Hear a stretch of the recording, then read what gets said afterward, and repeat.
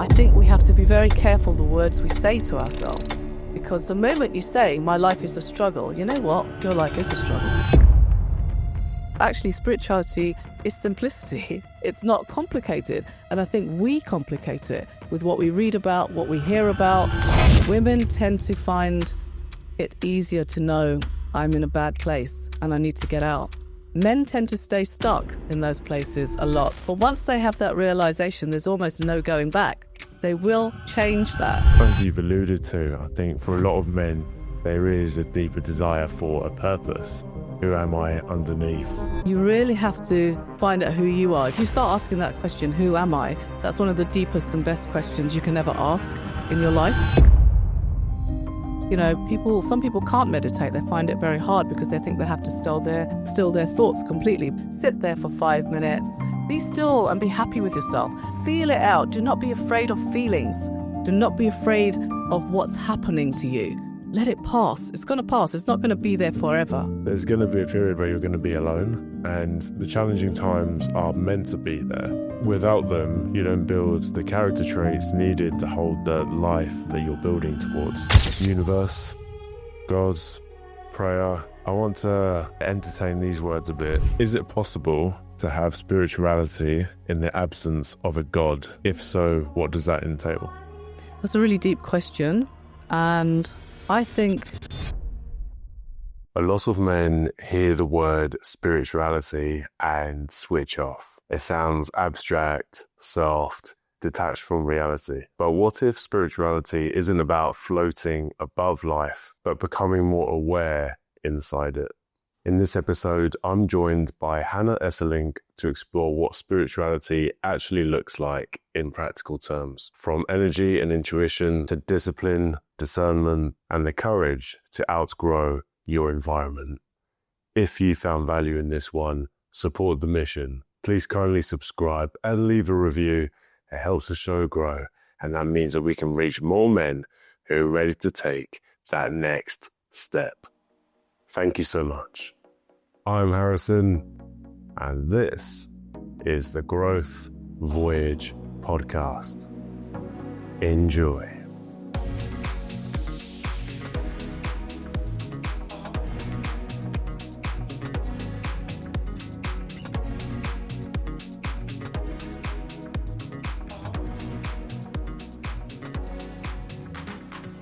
Let's get started. Hana, welcome to the show. Thank you. Lovely to be here. Great to have you on. Now, what I was keen to discuss with you is that when we talk about spirituality, right, it seems to be a big factor in the man's growth journey, right, a super fundamental part of it. Although I feel as though for a lot of men, when you say the word spirituality, they might think woo-woo, bit strange, up in the clouds, and they might not resonate with that. So what I was keen to discuss with you today is, what does spirituality actually look like in practical terms? Yeah, great question. Spirituality is one of those buzzwords, a bit like meditation. But actually, all it is essentially is a self-awareness, a self-connection, and a presence. So I don't think anybody should be afraid of that word, although I understand why people might think it's a bit too, above them or whatever. They think of a monk sitting on a mountain or something. That is spirituality.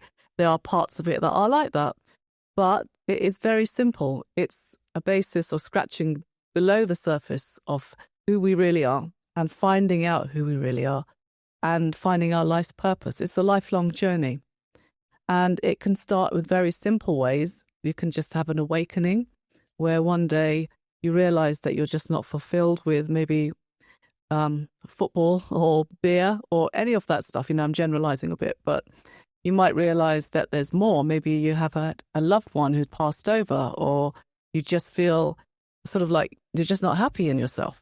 And that's where the journey is. That's where the journey starts.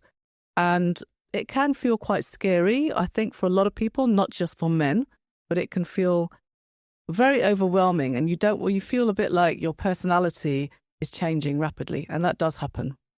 But I would say to anybody who's really starting out, it's an awareness that we all already have. For example, if you walk into a room and you sense that the vibe is a bit off, you're already aware on some level that the vibe is off. How do you know that? You know, and it's looking beyond the 5 physical senses that we all know, which is taste, smell, touch, feeling, I think, and hearing. So it's above that. It's above knowing that there is more to life than what we've been told, and not being satisfied with the place where you are. Yes, and again, as you've alluded to, I think for a lot of men, there is a deeper desire for a purpose, right? Not just men, by the way. I think everyone on earth, they want their thing, and it seems as though a big part of that is breaking away the layers, right? Seeing through the perhaps illusions that you might have lived your life by. So you think for a lot of guys then, perhaps one way in which you can become more open to spirituality is actually detaching from any preconceived ideas you have on it and start asking yourself, who actually am I? Who am I underneath all of these layers? And how do people usually go about doing that? Yeah, absolutely. I think that a lot of this thing about spirituality, it's all wrapped in cotton wool, and you really have to find out who you are. If you start asking that question, who am I? That's one of the deepest and best questions you can ever ask in your life. You know, I studied literature and philosophy. That was my degree. That sort of thing came into it quite a lot. Who am I? What's my purpose? You know, all the different philosophers from Plato to Wittgenstein talking about these sort of similar concepts. But ultimately, it's about being very practical in your day-to-day life. What is it that you need that's going to add that extra dimension and purpose in your life? You know, it might be something as simple as going for a walk in nature. It might just be starting to find a meditation group. You know, it may be something like finding like-minded people who are different from some of the crowds that you've had before. I recently did an interview with a guy called Luke Jones. He's a coach, and he had alcoholism problems himself, and he's recovered from that. And so he was talking about moving away from the old crowd that he used to hang around with, where they're still doing in the party scene and all that sort of stuff. And that's the challenge that I think a lot of us find, is we don't want to be alone in this journey. You know, but sometimes being spiritual is pulling away from those things and finding another path. And that path can be a bit lonely, I'll be honest, it can be. But can you imagine all the beautiful purpose that comes with it as you start to grow in a different direction? Absolutely. Well, you touched upon something there, which is that do you actually have to go alone? And we're born into this world alone, and we die alone. World alone. And so absolutely, it makes sense. Actually, when you detach from, you mentioned or alluded to friendship circles there, what you're usually used to, being around people all the time, that's when you really find out about yourself, what's actually going on underneath the surface. And perhaps it's all of this is a calling in a way to spend more time with yourself. And I don't think this just applies to being at the start of your spiritual journey. This can apply all the way through, because how many times have I just been caught up in the swing of things, life, events, and working, whatever it may be. I find the busier I get, the more time I need to spend by myself, and kind of just seeing what comes to me in a way. Do you think there's something about that is linked to this idea of spirituality in terms of just learning to be silent? Absolutely. I think spirituality is it's a very simple thing, actually. It's a self-awareness that you develop within yourself. It's a self-connection to what you know, first of all, it's a falling away of things that are no longer resonant. You know, we've just come out of the year of the snake. We're going into the fire horse year in astrological Chinese terms, right? And that is going to, all the stuff that we've shedded in 2025, a lot of us have. I've had clients calling me saying how much they've really happy that they've released, you know, this big burden that was on them, a relationship, or maybe a situation that's like a revolving door that keeps coming back. And they're able to simplify their life, because actually spirituality is simplicity. It's not complicated. And I think we complicate it with what we read about, what we hear about, what maybe we're even taught about in church, which we don't really resonate with sometimes. And it's about finding that personal Christ consciousness, I guess, that personal depth inside yourself that you feel you're happy with. And it might be completely different from what you're doing now, because it can be very different from your career. You know, your calling can be very different from your career. So it's stripping away those layers that you no longer need in your life. And sometimes, especially in the year of the snake, a lot of this has happened to people naturally. It's just like the energy is there for them to realize that this person's no longer serving my purpose. I had a client come the other day and she was saying, she's a piano teacher, that she's even let go of a lot of her clients who she just felt they weren't resonating anymore. They were disrespectful. And it's just an awareness that grows in you. That's what it is. And you get to the point where you think, this is no longer serving me, and I need to, serve myself in a way, love myself in a way so that I can be of purpose to others as well. There's that dynamic as well. I feel like it is always about helping others, and you learn to love yourself. You learn to be kind to yourself. It's amazing, Harrison, how many people are not kind to themselves. They've never learned to do that. And that's the number one thing, because only from that awareness can you love and start to love others and yourself as well. And that is quite a deep thing to do. It can come naturally if you lose someone and you have sudden pain and realization about what that meant to you, and it comes from that. Or it can come from something else can trigger it, like maybe you lost your job or whatever else. It's a big event usually that triggers this off, and you start going on a different path. Yeah, you touched upon awareness there quite a few times. And yeah. I think what I've taken away from that, especially because I know this resonates with a lot of guys I speak to, where they don't really feel like their current environment is serving them, right? They're hanging around people, and I think at first the internal dialogue is, oh, how can I be liked here? Or how can I fit in? And how can people like me a bit more? And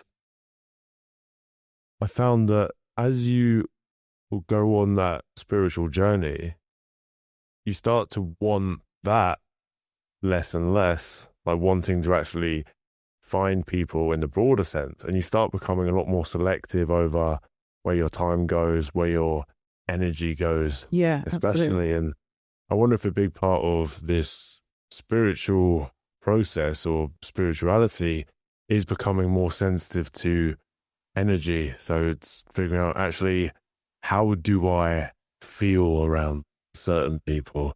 Like, what is this actually adding to my life? Could there be a reality where my relationships, my connections, my job, whatever it may be, is there a reality where this could be better? So I think a big part of the process is actually learning to, again, slow down, really think about your reality and start thinking, actually, is this normal? Maybe it's normal, but do I want this to be my normal?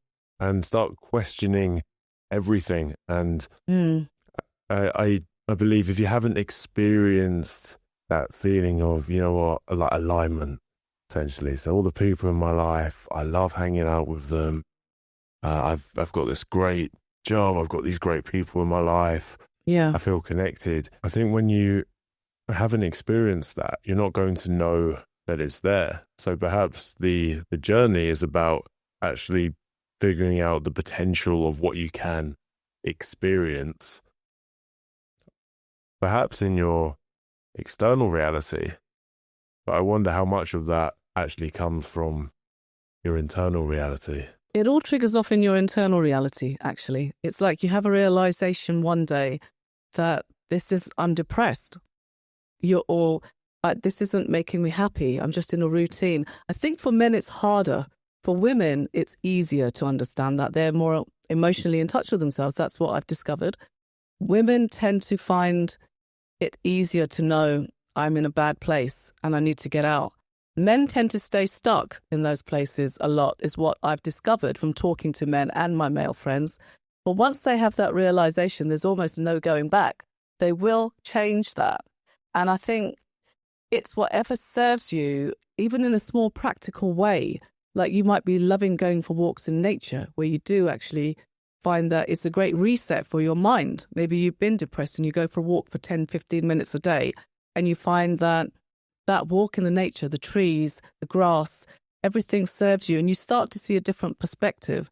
So awareness is the way, but men tend to, I find, take longer to reach that point for whatever reason. And also men tend to be in groups a lot, like we have those guys in the pub who, you know, unfortunately I had a conversation with one of them the other day, and I was told by the other one who's never going to change. That's just how he is. You just have to accept that. And I thought to myself, okay, well, maybe that is how it is. But with some men, I do know, like yourself, for example, you have a lot of discipline, you have a lot of structure in your life, and that serves you. And absolutely one of the best things you talked about there, and this is what I am very importantly talking about always, is energy management, because we have to manage our own energy, but also when you become more aware of the energy of others, that it's affecting you in a bad way, like you could have energy vampires and things like that. That's when you've got to put your boundaries up. And that is one of the strongest principles of spirituality. Let's talk about energy. Let's talk about that. Let's talk about energy, because again, I can see how there might be resistance, and you know, you say, oh, what was up with that? And what was that feeling you got? Oh, it's just energy. But it's very... No, it's very real. True, very real. It's very real. People feel that, including men. I'm sorry to interrupt you, but people, my husband, for example, he's come back to me from places where he's gone to events and he's come back and he said, that person just had a really bad vibe. That is energy. You've picked something off that person. They haven't said it to you. They haven't verbalized anything. You've just sensed that something's off. So you're already picking up on energy. That is what that is. We all have an aura around us. They say it's about 6 feet. We all have that. Sometimes you can feel someone's aura approaching you and you can sense that it's trouble and they haven't even said hello to you. And you can sense that person coming towards you does not mean you well and you're out of there. You know, we have been in places where we have walked into a room where maybe there's been an argument and you can sense that there's been something off. And when you go in there, the two people are just reacting as normal and saying hello to you, but something's definitely off. So energy management, again, it's not a woo-woo word really when you start to understand that we all sense, we all emit, we are electromagnetic beings. That is a fact. And we all emit some kind of energy, whether it's good, bad, depressed. That's up to us, up to how we're thinking, up to what we're expressing. And we can change where we are. You might have been in a really downtrodden, terrible place, but you've worked on yourself. You've done affirmations. You've done the walks in nature. You've done grounding work, which is also another very important thing that people can do. Journaling. You might be going to a group or seeing a counselor.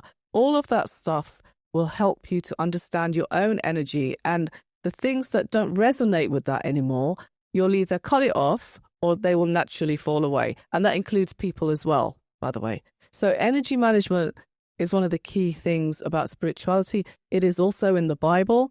It is in the book of Ephesians, where it talks about protection and putting on your armor of God.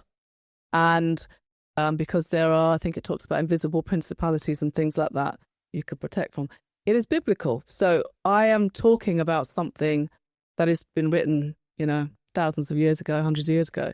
So I think people really understand that. And I think a lot of men do. I think a lot of men do get that. And they are able then to change slowly what they need to change. What I find with men more than with my women clients is that they're just more resistant to change and they don't like to fall out of the circles they're in. That's another thing, Big time. Yeah. Big time. They're afraid of losing their friends, and it's a real loyalty sort of companionship type. Whereas women will just say, oh, that woman is a bit of a cow or whatever, I'm moving on. A lot of women tend to do that easily and then they make friends in different circles. But it's harder for men to do that. It is. I've noticed it quite a few times now. Men especially, they know that their environment's not really serving them. They've decided already in their mind that they want to change their lives. They want to change their life. But then they find themselves going back into the same patterns, hanging out with the same people. And I've always maintained this. I don't think you can have one foot in your, let's say, old life and then one foot in the new. Now, that doesn't necessarily mean that you have to cut someone off, strict out of your life. For some people, that might work, and you just might think, right, I'm done.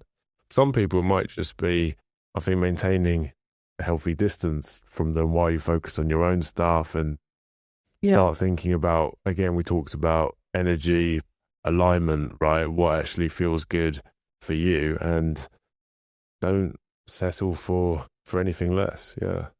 It takes a lot of courage and bravery to get to that point. And, you know, I've had to personally, in my own personal journey, let go of family members who I felt were no longer serving my purpose. And that was very hard. I cried about it for a long time. And I know from talking to some of my clients and also my male clients that they find this is the hardest thing in life to let go, isn't it? It is the hardest thing to really let go and to start something new. And I think you have to be a very strong person and get to the point where you really realize this really is no longer serving me and time is passing me by. That's the other thing, the realization that we're not infinitely here forever. And when you realize that, you will change. It's inevitable. It's just going to happen. I was thinking about Sid, who came to talk on your podcast, and how he's changed already by coming to talk on your podcast. Do you see what I mean? He was telling me about that, how he's opened up more, how he's able to release things by coming and talking about his depression. And I want to use that as a good example because, and I'm sure he won't mind, because he told me that really helped him to move on from a place where he was stuck, you know. But he made the effort to get out of that and to talk to you and to go regularly to the pub, to meet others so he doesn't fall into that state of depression. And that is being spiritual. That is an awareness that's got you to that point, you know. And this is what I'm trying to say. It doesn't have to be deep and complicated. If you go down that road, you're just going to get stuck. It's better to keep it really, really simple. For anyone starting off in their spirituality journey, just see it as a way of taking one step at a time daily until you no longer feel blocked or you no longer feel sadder. You feel better. You're in a better position. It's a daily step-by-step thing. You know, for some people, that's going to be easier. If you're already in a good space, that's going to be easier to do. You're just raising your frequency, you're raising your vibration. But if you're in a place where you're truly stuck, you may need some help, you may need some support. It's very important to have at least one or two good friends who are going to support you on that journey. Maybe you want to go a bit further and find a therapist or someone else who really is going to understand that as well and take you out of that. But then congratulations to you, you know. Take pride in what you've done. You've taken a massive step that a lot of people will never do, and they'll take that with them to the grave, unfortunately. This is the truth. You know, I did a study with a coach called Elliot Kay, and we talked about dreams, people who take the chance to fulfill their dreams. I think the stats were something like 98% of people don't do that. That is shocking to me. Really shocking. And, you know, spirituality doesn't have to be so serious either. It can be fun. You might go to a nice mind, body, spirit event where you meet lovely people. You might decide to go to church and you join a nice community. It really depends on who you are, what your beliefs are, what you've been brought up as, and what you find yourself resonating with now. You know, it might not be what you were in your childhood. You might be brought up a strict Catholic, but you now find yourself more in alignment with just going to a local community church. It could be that. And that's brilliant that you've done that. Yes, definitely. I think even just making that switch in your mind, the fact that it's gone off. Yeah. And as you were alluding to earlier, for some people, they just need one event to really get them to make that shift. For other people, it's an accumulation of events. And I think it's a good point as well on this journey that when you decide you want to change your life, and this is what we discussed earlier, there's going to be a period where you're going to be alone, and that is all part of a journey. I think you're meant to feel alone. I think it's going to be challenging, and it's going to be a bit of a struggle, and that doesn't last forever, because I think a struggle implies that something's not aligned, right? And I thought about this recently because people saying, "Oh, life's a struggle," and I think, well, actually, I don't think life's supposed to be a struggle. I think there's going to be discomfort and there's going to be growth, which is going to be challenging. But a struggle, I think, implies that something's out of alignment. And the struggle, I think, is actually taking yourself out of that and then choosing an alternative path.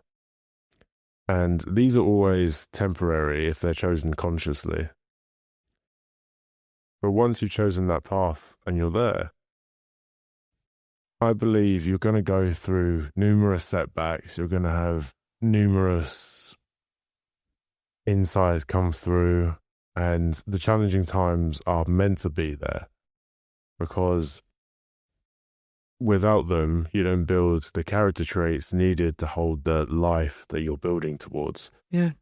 And that's the way I've seen it. So if you're in that phase, you're meant to be there.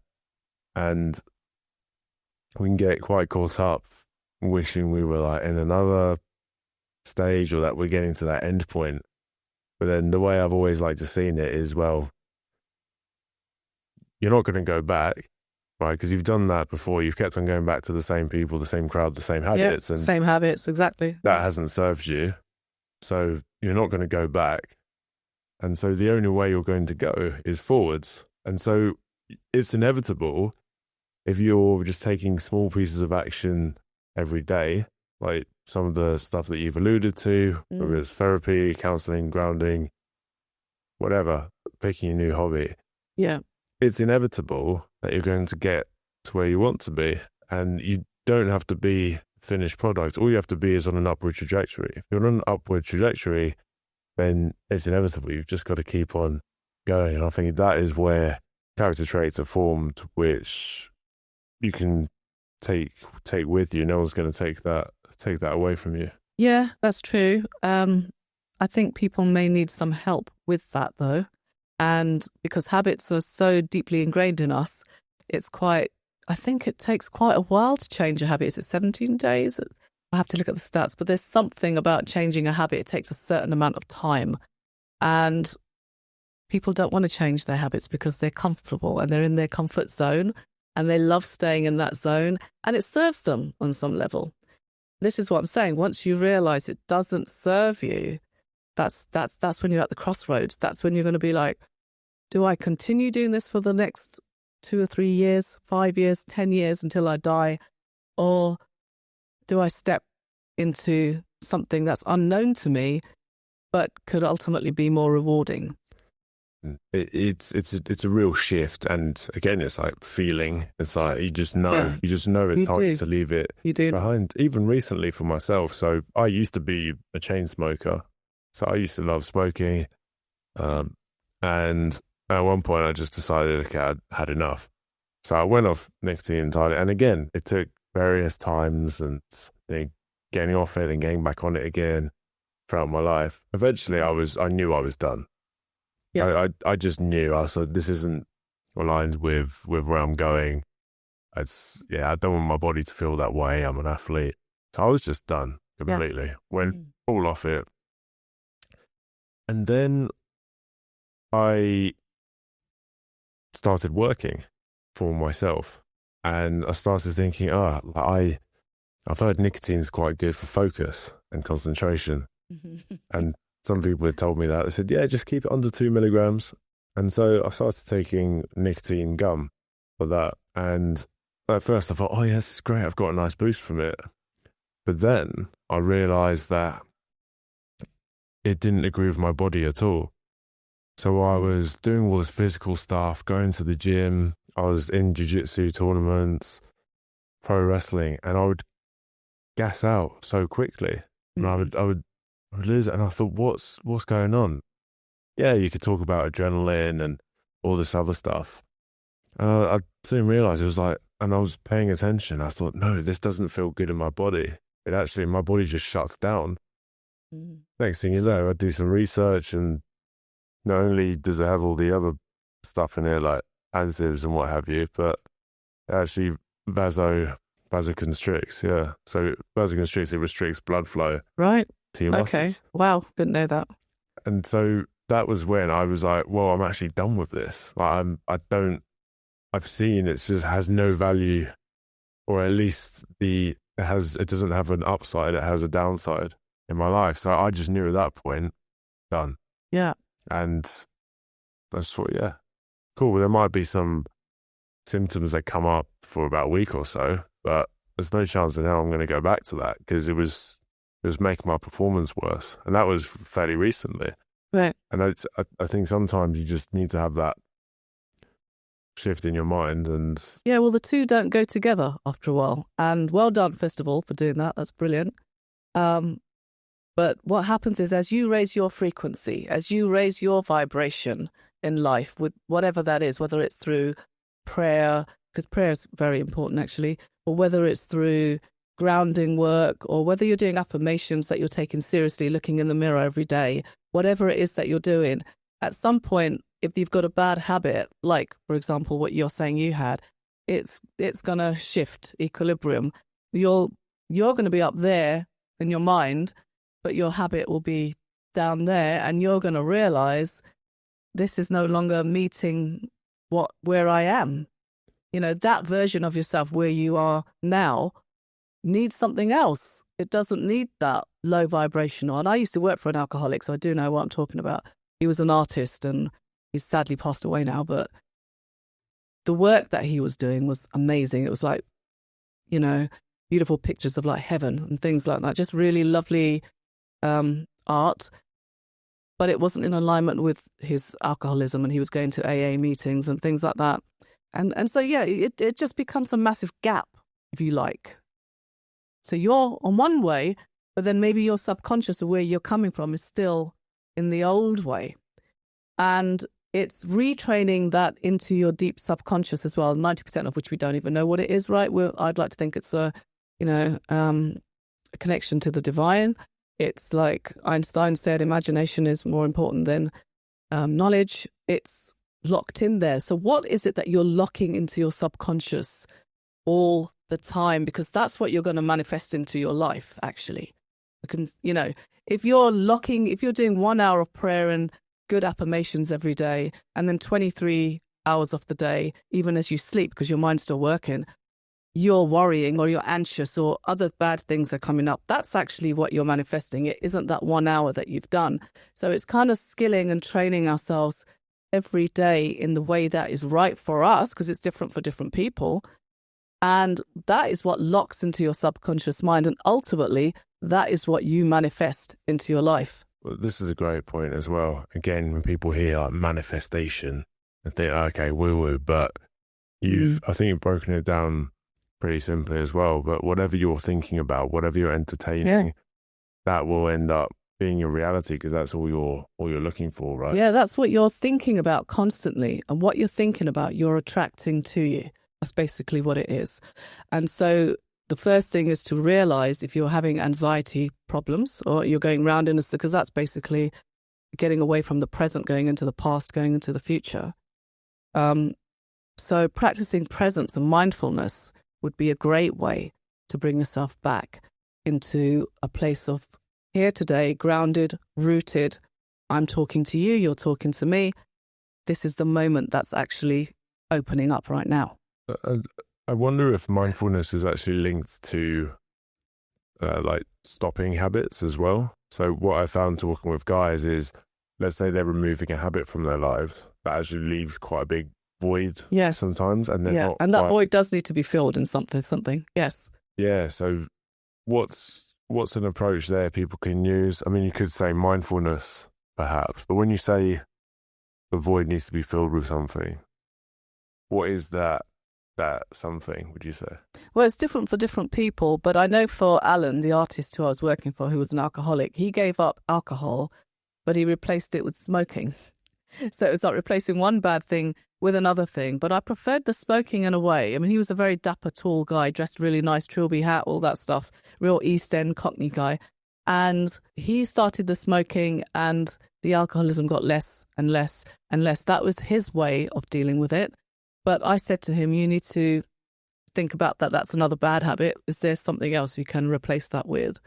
And I think if you've got a very serious habit that you need to break, you may need some professional help. You may need some hypnotherapy. You may need to go and talk to a professional counselor about it who can give you techniques to deal with.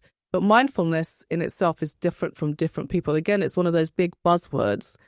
Practicing presence. Some people can't meditate. They find it very hard because they think they have to still their thoughts completely. But actually, all you're doing is call it a closed eye exercise if meditation doesn't work. Sit there for 5 minutes, be still and be happy with yourself. That's emotional intelligence. Feel what's going on in your body. Maybe you've got an ache in your knee. Maybe you've got an ache in your heart area or something. Whatever it is, just feel it out. Do not be afraid of feelings. Do not be afraid of what's happening to you. Let it pass. It's going to pass. It's not going to be there forever. Let it pass. But if you need professional help, if you have an addiction, something like that, you really must talk to somebody who understands that to help you through that, because that's something that's quite deep and you need help for that. But practicing mindfulness is simply just being mindful of your own body, being with yourself, being mindful of your thoughts. Just be the observer of your thoughts. We all have stupid thoughts, right? Everybody has thoughts that they wish they didn't have. So be observant of what's happening and even laugh at yourself sometimes. This is what I say. You got to lighten up a little bit with the spirituality stuff. It's not so heavy that we all have to go down like a stone into the river. We've got to be, it's joyful, Oh, yes. It must be joyful. If it's not joyful, it's not right. I resonate with that a lot. I remember had a quite deep healing session once, and I remember there was all these insights happening, and I was very serious. And then eventually, I remember talking to Theo, the guy who was facilitating it, and I just remember I was going on. I was like, but I've got this, and then this, and then this, and what do I? And then eventually, I lost my train of thought, and I just looked at him and I just started bursting out laughing. He said, there he is. There's the real Harrison. Where have you been? Hello. Yeah. And that really resonates with me. Spirituality is a joyful journey. I've traveled to Thailand. I've met the monks there in some of their monasteries. We made a special effort to go. They're some of the most joyful people I've ever met. They wear their orange robes. They have their daily routines. They have their meditations. They have their prayers. They have their chanting. They light the incense. But it's so simple and beautiful. And it's like in its simplicity, there's all this joy of just being entirely present with them in that moment. Do you think that's our essence? Is that who we are? Again, we go back to the question of who are we? Do you think that's who we are underneath like the label? So we're kind of born into this world, and as soon as we're there in the physical form, we're given a name, identity, then all these subjective experiences happen, and then we form our belief system. Do you think before all of that, we're just pure joy, and part of the journey is coming back to that? That's a really deep question. And I think God, consciousness, whatever you want to call it, is joy. Yes, I think it's love and I think it's joy.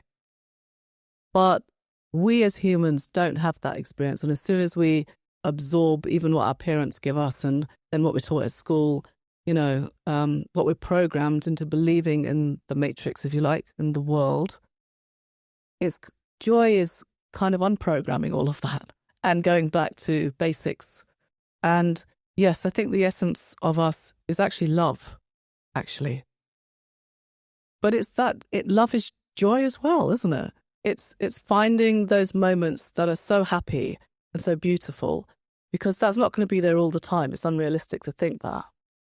But then the question is, how do you raise yourself up when someone's passed away who you really love? Or if you're going through the hardest time and you've got no money, how do you still be joyful? Some of that's in The Power of Now, that book by Eckhart Tolle, who does talk about that. But essentially a lot of it is our own mind and working with ourselves and becoming more aware and talking to ourselves. You talked the other day about just now about struggle, and you were talking to someone about life is struggle. I think we have to be very careful the words we say to ourselves, Because the moment you say, my life is a struggle, you know what? Your life is a struggle. And that's not to say ignore your problems. It's to say find solutions, because the universe loves a curious person. The universe loves it when we ask questions. And we've got to remember that, because I've always been a curious child. I think that's why I did public relations and communications, because I love to research. I love to ask questions. And we should all ask questions. Don't ever feel so trapped that you feel like you cannot ask a question out there to God, to the universe, because I tell you what, that's going to set a whole series of events coming towards you. Like, why am I here? Or who am I? That's a huge question.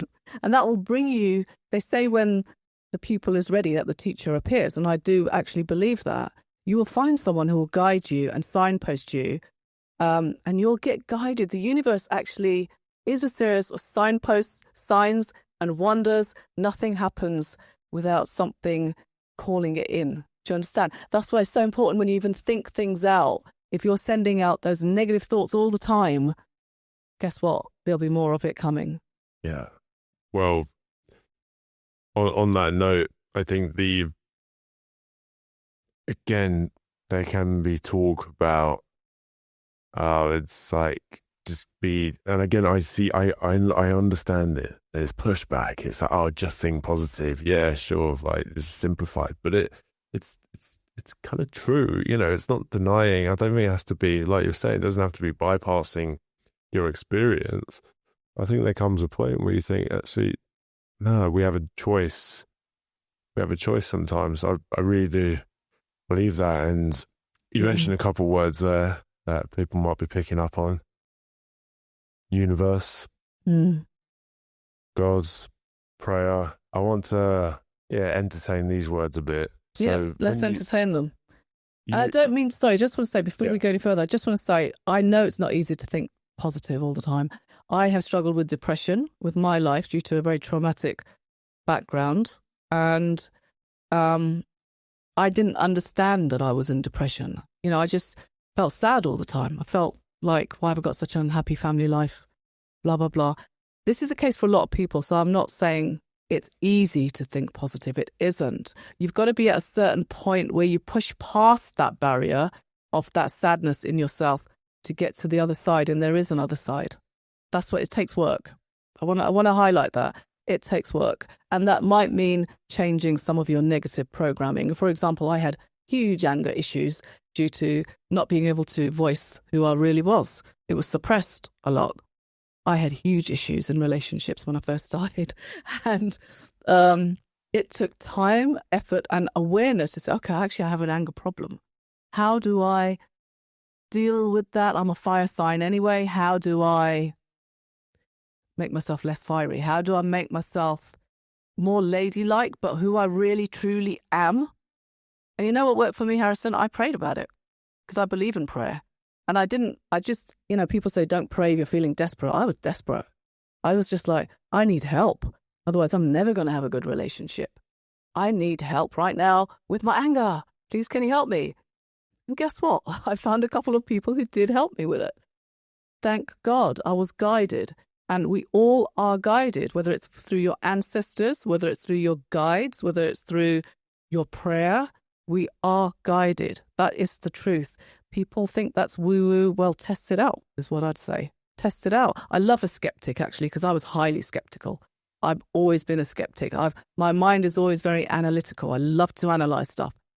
But there is a point where you have to surrender and you say, okay, well, if you're really there, whoever you are, whatever you are, show me that you're there. And that can be very practical. You can find that when you go for a walk in nature. You'll get clarity of thought. You can find that even through exercise, because afterwards you feel great. You've cleansed your body. It's like suddenly you'll get that thought. You know what you need to do to take the next step in your life. Yes, absolutely. I found that when I put an intention out there or a question out there, it will just come to me. Maybe it's going to the gym. That's it. And then I'll get flooded with all these insights and ideas. That's it. Sometimes then the problem doesn't actually come. The problem actually isn't finding the answers. It's what do I do with all of these?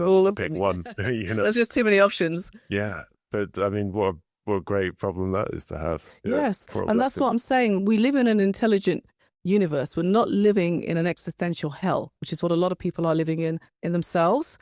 And once you really get that, even if you don't get that, test it out and see if you get help. And, you know, it's that classic joke that we were told as kids about, what is it? The Irishman or the Englishman or whatever. They're in a little boat on the sea and they're about to drown and they're like, they're all going, God save me, whatever. And they all drown or whatever. And then the Irishman is like, oh, but I believed in you. You never sent me anyone to help me. And, you know, I believed in you, God. And where were you? And it's like, well, actually I did. I sent this boat and that boat, but you just decided you weren't going to be saved. Does that make sense? Yes, I really like that. And it's kind of what I've always believed. I believe everything that we want in life, it's already there. It's already there on its way to us. Our job is to actually get rid of all the blockages that are creating this distance. So it's all there, but then we've got to actually undo these limiting beliefs and again, kind of like take off these goggles that we have, this limited perception of the world, and then we'll see actually, it's been around us this whole time. Then it kind of links back to what you were saying before about raising your frequency, right? So my understanding right now, based off of the research I've done, is that the higher our vibration, the more we will receive in life. Is that similar to your understanding of it? And when I say receive, it's abundance, perhaps, and what that looks like for different people may vary. But that's my understanding. If we can raise our frequency, we can attract more into our life that we want, or our intentions, essentially. Yeah, because we are magnets, actually. We are electromagnetic, beings. That's what we are. And you can attract more into your life that you really need, but it's the work that needs to be done prior to that, which is what you're talking about, because we're all programmed to a degree by life itself, by our circumstances, by our parents, everything else. And it's almost like you have to unravel yourself to ravel yourself up again, like to kind of create the version of yourself that is going to go forward. And I'll be honest with you, that doesn't happen to everybody in life, because I'm not one of these people that is like manifestation and you're going to get everything. That isn't me. I'm quite real. I feel that we can do a certain amount, and then before we know it, maybe it's our time to pass over. Or that's what happened to my friend Alan, the artist. He passed away way before we got him onto the big stage. But I got him onto BBC London News to talk about his exhibition with Brenda Emanis, which was amazing. And the next step was he was going to go and do a big exhibition in India. He got the grant to go there. But he never made it. He died before. And it was the saddest thing ever. And so then you realize that actually life it's a tapestry. You see one side, you don't see the other side. The other side is maybe you're meant to continue what you're doing in heaven. It doesn't always happen here, but we have to try to make it happen here. And we pray for protection, because there are energetic forces that can try to stop you. That's a whole other conversation in itself. And it's very important to pray for protection. I really firmly, that's the first thing everyone should do, or to protect your energetic field and boundaries. Secondly, because the higher you rise, the more eyes you'll have on you. You will have things coming to try and stop you. Let's dive into that.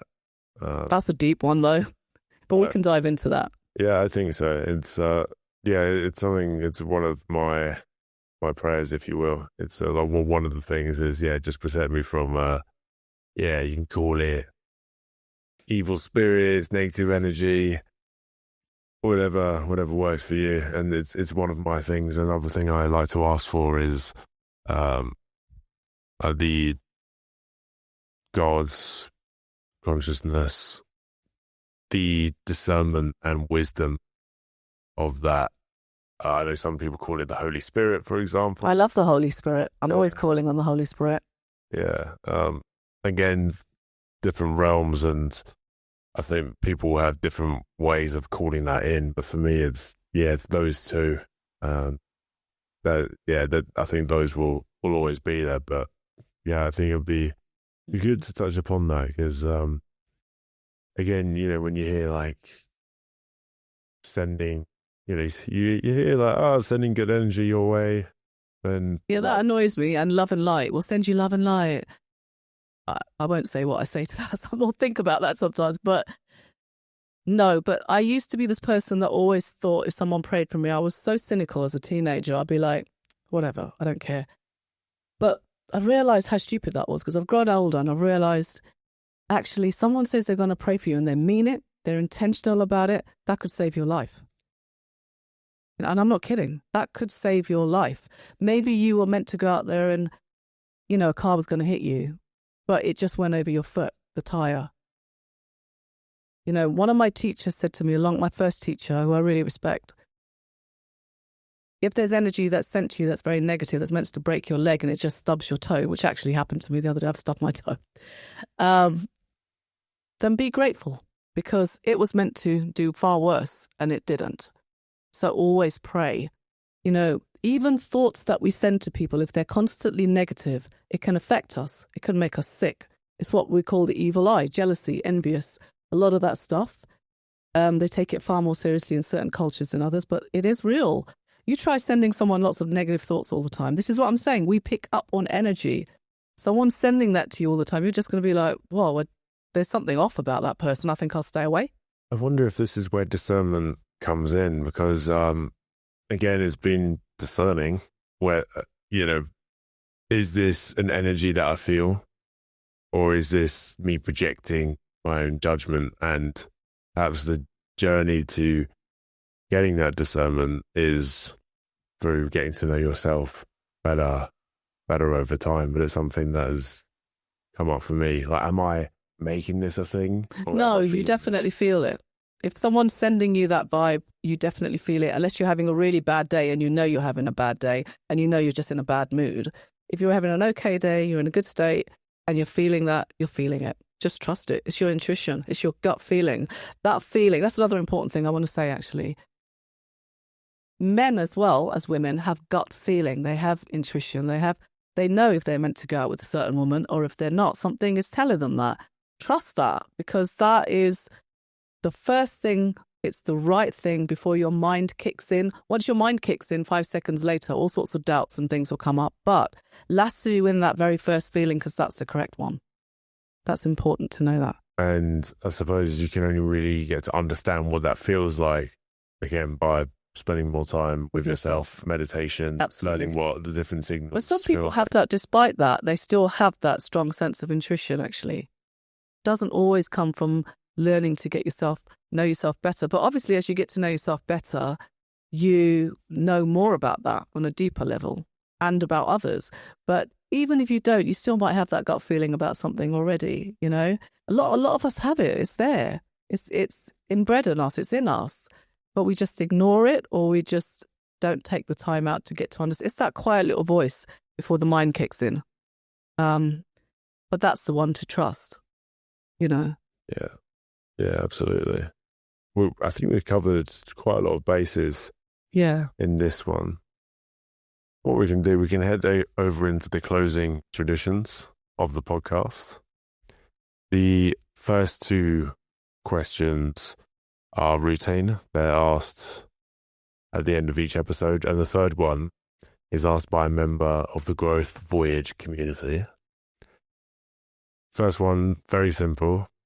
It's a song recommendation. A song recommendation? Oh, God, I can't think of anything right now. Anything by Jimi Hendrix. I like Jimi. So I think Jimi Hendrix or Bob Marley. Yeah, wicked suggestions. I'll explain why in a second. Second question is a book recommendation. Well, if you want to get really deep, you could read The Heart of Darkness by Joseph Conrad, which is a really good book, but it's intense. It's what Apocalypse Now was based on, so the horror. But if you want to read something more lighthearted, I'm reading loads of books at the moment about the universe and the nature of the universe and manifesting. So anything along those lines would work quite well, I think. And you've written a book yourself, haven't you? I've written a book called The Vanishing Café. It's on Amazon. And I'm writing a second novel at the moment, which is very different from that one. It's more of a dramatic chase through a future virus and aliens and monks in Thailand. So I love that. I just love writing that. Yeah, I'll definitely look forward to checking that out. That'd Sounds be good. really cool. The final question, this one actually came in from Marcus Goodman, who happens to be a big Jimi Hendrix fan and likes Bob Marley. But only as well. Marcus, yeah. Yeah, and I told him that we were going to have this conversation, and yeah, he asked this question, and it was, is it possible to have spirituality in the absence of a god? If so, what does that entail? That's an interesting question. I think the answer is yes. But ultimately, I think it might lead to the discovery of God. But if you go to some of the Buddhists, I have Buddhist friends, they don't necessarily believe in a God, but they believe in energy and consciousness. And you can start that journey. I think starting that journey without a belief in anything is a good thing in a way, because it leads to greater things. So you might then find that it opens other doors. That's what I would say. So I would say yes to that. Yeah, wicked. And as you've alluded to, I think sometimes it's not about someone coming in and kind of enforcing their views on you. Actually, it's not about that at all. It always comes from within. It's like your own journey of self-discovery, and I feel like it naturally leads you down that path. Yeah, we are guided. I do believe that. And with some of our ancestors who may have been close to and they passed over, we are guided by the divine himself sometimes. And we are guided also by others, and we don't necessarily know who they are, to be honest. But I would say that it does start within yourself, and that journey will open other doors. That's what I'm going to say. And you might be surprised at what it opens. It's deeply emotional. It's deeply beautiful, And you'll also find that things will come to you without you trying. You'll meet people, serendipity events. You'll meet people while traveling that you would never dreamt of meeting maybe 5 years ago when you were a different person. And they'll come along your path. And that's the beauty of it. It just unfolds, Yeah. It's a beautiful journey. It's lifelong. That was the word they came up with then. Just beautiful, beautiful journey. It is. It's a beautiful journey. It's like just imagine a bud and then it's opening up into a beautiful flower. That's how we all are. And that's how the path unfolds. So, yeah. Awesome. Hana, where can people find you if they're looking to connect with you? Yeah, if you're looking to connect with me, there's my website, which is www.yourinnerlight.co.uk. I'm also on social media, so you can find me under Hana Esselink or Inner Light Igniter. Brilliant. We'll put all of these in the description. This has been awesome. Hana, thank you so much. Thank you for the opportunity. I've really loved it. Thank you. Most welcome.